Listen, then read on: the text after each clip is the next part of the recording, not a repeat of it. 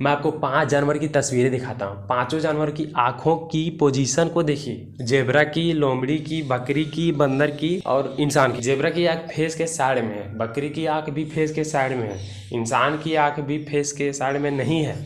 इंसान की आंख फेस के आगे है और बंदर की आंख भी फेस के आगे है। क्यों इंसान और बंदरों की आंखें एक जैसी है? दोनों की आंखें फेस के फ्रंट में है। अब आप कहेंगे कि लोमड़ी की आंखें भी तो फेस के फ्रंट में है, पर एक बार आप लोमड़ी की आंखें इंसानों की आंखें से मिलाइए और बंदरों की आंखें इंसानों की आंखों से मिलाइए। क्यों भगवान ने हमारी आंखें और बंदरों की आंखें फेस के फ्रंट में दी और बकरियों की आंखें फेस के साइड में दी?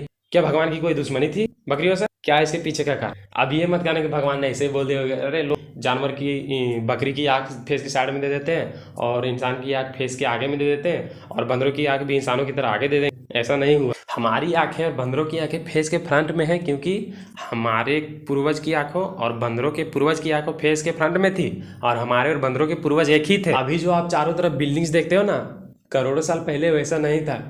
करोड़ों साल पहले ये चारों तरफ इतने बिल्डिंग विल्डिंग नहीं थे।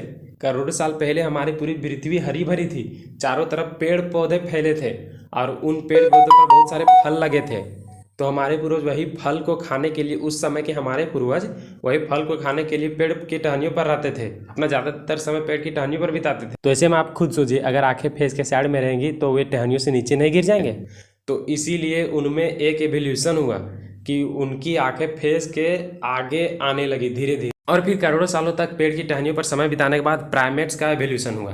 प्राइमेट्स यानी वह जानवर जिनके पंजे नहीं नाखून होते, जिनकी आंखें फेस के साइड में नहीं फेस के फ्रंट में होती हैं, जिनके हाथ टहनियाँ पकड़ने के लायक होती हैं, जैसे कि बंदर, लंगूर, गोरिल्ला, चिंपैंजी और इंसान। यही कारण है कि हमारी आंखें बंदरों से इतनी मिलती जुलती हैं। और बकरी की आंखें फेस के साइड में स्थित होने के कारण उनको यह फायदा हुआ कि वह घास चरते चरते दूर से आते किसी शिकारी जानवर को देख सके और अपनी जान बचा सके। लेकिन दुखद बात तो यह है कि एवोल्यूशन को इतने गहराई से पढ़ा जा चुका है, लेकिन आज भी हमारे देश में एवोल्यूशन को इतनी गंभीरता से नहीं लेते और इसे नज़रअंदाज करते हैं। खैर, आज का हमारा विषय यह नहीं, इसके बारे में आगे बात करेंगे। तो बस आज के लिए बस इतना ही। अगर यह वीडियो अच्छा लगा हो तो इस वीडियो को एक लाइक जरूर दीजिएगा।